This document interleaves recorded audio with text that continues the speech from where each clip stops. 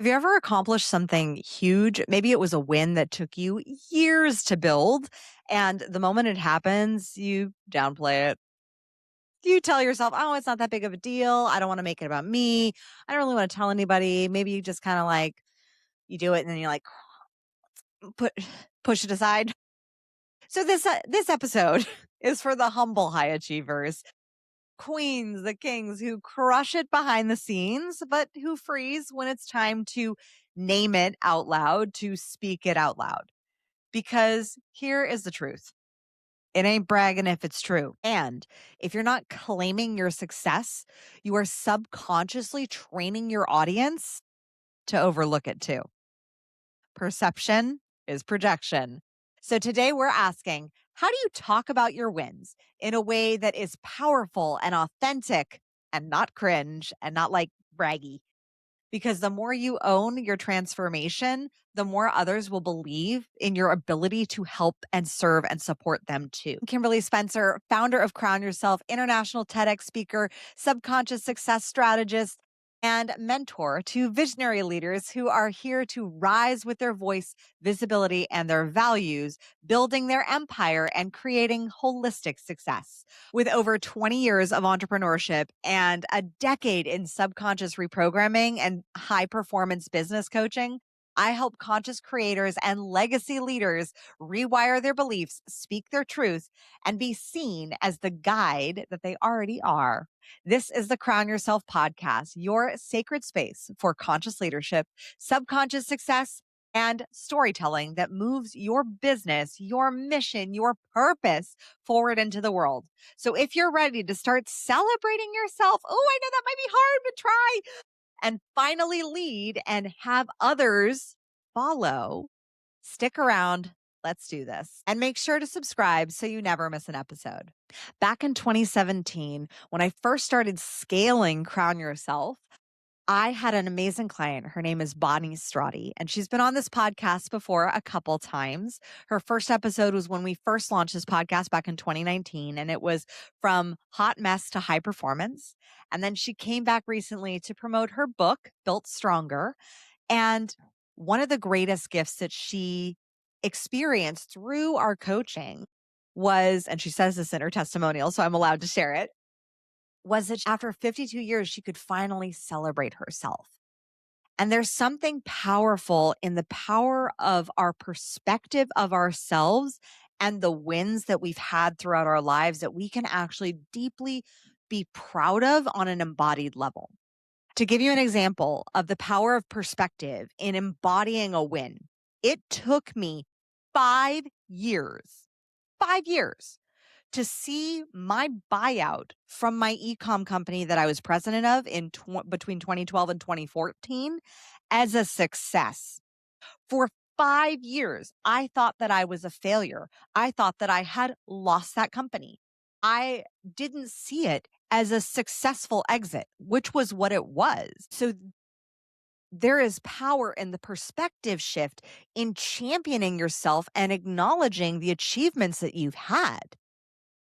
So often there can be an emotional dissonance with us as high achievers, especially the ones who have some humility of who am I to share this? Because we see the people online, we may see some big people online and we're like, I don't really want to be like them. I don't want to be all braggy. I don't want to be cringy and showing off my Lambo and doing all those things. I just want to serve and support. And so in this episode, we're going to go through the steps to shift so that bragging is no longer a cringe thing, because this world needs you in your gift and it also needs you in your power. And owning your accomplishments is a part of that. So first, we want to rewire the association with bragging. So often we're taught not to brag. Maybe as a child, you were said not to brag and you didn't want to come off as arrogant. But consider this. What if bragging is not arrogance, but it's evidence? If it's real, it's actually not ego. It's actually you embodying the accomplishment of what you've achieved. Being able to stand here and say, well, sit here as I sit in my nice office chair, sit here and say that I have successfully run 6 full marathons and 4 halves. That is an incredible accomplishment that I've had to embody because of the work that I had to get here. If you see me, I have short little chihuahua legs. I am 5'2" on a good day. And when I was 17, I was an exercise induced asthmatic. I couldn't run a mile down the block to save my life. Like, I remember I would be running and I had like a CD player, and the CD player would be skipping like my heart. And I'd be like, couldn't breathe. And so the fact that within a few years of learning Pilates and navigating and balancing and regulating my parasympathetic nervous system and my sympathetic nervous system, I was able to run my first marathon in 2011 in a marathon that 100 people didn't finish because of hypothermia. Like, I was able to complete it and finish it. That's an that's not ego, that is embodiment. That is character building, not ego boosting. Ego boosting comes from boosting an illusion. Character building comes from doing the damn thing and achieving the result. Number 2, you also have to understand the fulfillment block. When you skip celebrating an accomplishment, you actually rob your nervous system of integration. I was having a conversation with a client of mine because she hit in within 6 weeks of coaching together. She just launched her business, and within 4 days, the first 4 days of January, she hit her income goal, her monthly income goal. Within the first 4 days. That's incredible. And I asked her, "How did you celebrate this?" And she was like, "I didn't." The problem is that when you skip celebrating, fulfillment doesn't come from achievement alone. It comes from letting that achievement land and be integrated as your new reality.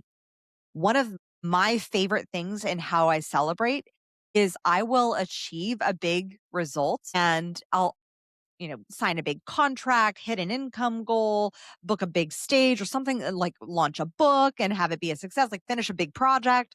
And I will celebrate with my kids. We will have like a tea party together. So we're doing something that's normal, but for them is extra special because I'm like, oh, this is a special tea party. Or we'll go to the grocery store together, which is like super normal. And I very rarely go. Like, I am not the grocery store shopper in the family. I don't do that, but like we'll go and we'll specifically go to get some Martinellis and some champagne so that we can celebrate as a family together. And that makes it a special moment that integrates the win in the family. And it's not just a me win, it's a we win because it's a team effort, especially as a family. And if you have a family or a partner or even your work team, integrate it as a we win so that it removes the idea of the ego because it took many people to get there, whether it was a support system of having a babysitter or the support system of your partner or your husband just taking the kids for a couple hours so you could do the thing, or if it was the support of your team showing up and being a part and hitting their metrics and hitting their progress goals. Whatever it is, make it a we win and integrate the celebrating as a part of your culture, as a family, and as a business entity. And number 3, we want to flip the narrative. So if you don't share your wins, here's the problem. If you never share your wins and those ego boosting bros on the interwebs who flash the cash and don't like actually have money in the bank, they win versus you. When you, as a humble, conscious, high achieving leader, when you share your wins, people can see what's possible through you. One of my favorite sayings that I repeat when I MC conferences is, if she can, I can too. If he can, I can too. Why would I not share this if it's true and could actually help someone else believe in themselves? Or better yet, give them a strategy to actually test, apply, and see if that works for success for them. Your story actually then has the power to give people permission to rise. It's like in my podcast where I talked about Alex Honnold's ascent of Taipei 101.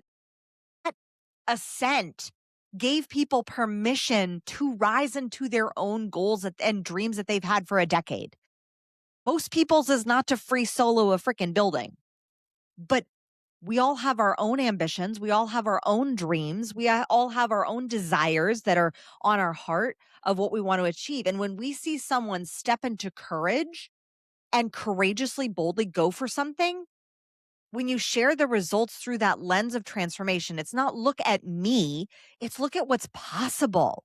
Look at what can be possible. It's like when Roger Bannister ran the 4 minute mile. Everyone before that said it's not possible. You're going to die. Your heart's going to explode. And then what happened after he did it? Another person did it very shortly after. I think it was like 2 weeks, maybe 2 months after, like not too far behind. And then another person and another person. Then the 4 minute mile became like a standard of speed running because someone had to show what was possible. The same is true with Alex Honnold's ascent on Skyscraping Live and Taipei 101. Like that that was a demonstration of what's possible with preparation, with presence, with going for a goal. And like I said, most of us don't have a goal to climb a giant building. I know that's not one of my goals in life. I have a lot of like big, lofty physical goals. That has never been one of them. That is not my thing. Maybe rappelling down. That could be fun. But free soloing it? Hell no. But being able to share those results, to say, look at what's possible when you have a dream, when you have a goal. Here's a formula that I'm going to share with you that will allow you to brag without being braggadocious. It will allow you to share your story and your wins and your achievements, because that's a thing in storytelling as well. Like when you watch a movie, you feel the full arc. You don't stop and halfway through the movie when everything's going to hell and you're like, ugh, okay, I don't want the end of the movie. They're probably going to achieve something and I don't want to see them actually do it. No, you stay through the whole movie. You watch the whole thing. You get to the end. Your accomplishments, your achievements, that is the end of your story, but it is the beginning of someone else's. So let them see it's possible through you. So here's the formula for you to share your story. What it was that you did, what it was that you went for, what changed in you and externally when you went for it, what the outcome was when you did it, and then what you learned. This is where you then, through your accomplishments, through your achievements, you get to become the guide. You get to become the Yoda to the Skywalker. Because there are Skywalkers standing behind you 6 months, a year, 5 years, 10 years, 2 decades behind you, who are like, somebody come teach me, show me that there is possibility, that these dreams that I have, that I want, the things that I want to do in this world, show me it's possible. And especially in the era of AI, when anyone can create content, when anyone can create anything pretty much, your lived experience is more valuable because what you have is a story that showcases discernment. And when you have a story that showcases discernment, you can pick through all the bajillion ideas that AI has, that AI will validate you for and say, oh my gosh, that's such a great idea. Oh, you should also do this. Oh, and add this to your plate. And sure, add this. AI is never going to tell you to subtract unless you train it to tell you to subtract. Out of all the bajillion ideas, your story, your achievements give you discernment to say, ooh, maybe you should avoid that blockade. Maybe you should reroute your thinking about this. Maybe you should try something different about this because I've been there. Here's my lived experience. I've done what you want to do. Let me support you and guide you. Not claiming your brilliance is actually deflecting your divine role as a guide and as a steward for others. It prevents you in leaving the legacy that I know you want to leave. People have to be able to see you win. They have to see you achieve. They have to see you have success, which means they will not see it if you don't show them. They will not know about it if you don't tell them. It's kind of like in any marital relationship. Your partner doesn't know what you're thinking unless you tell him, pretty much. The same is true with visibility, with impact, with creating legacy. No one knows what you've done unless you tell them.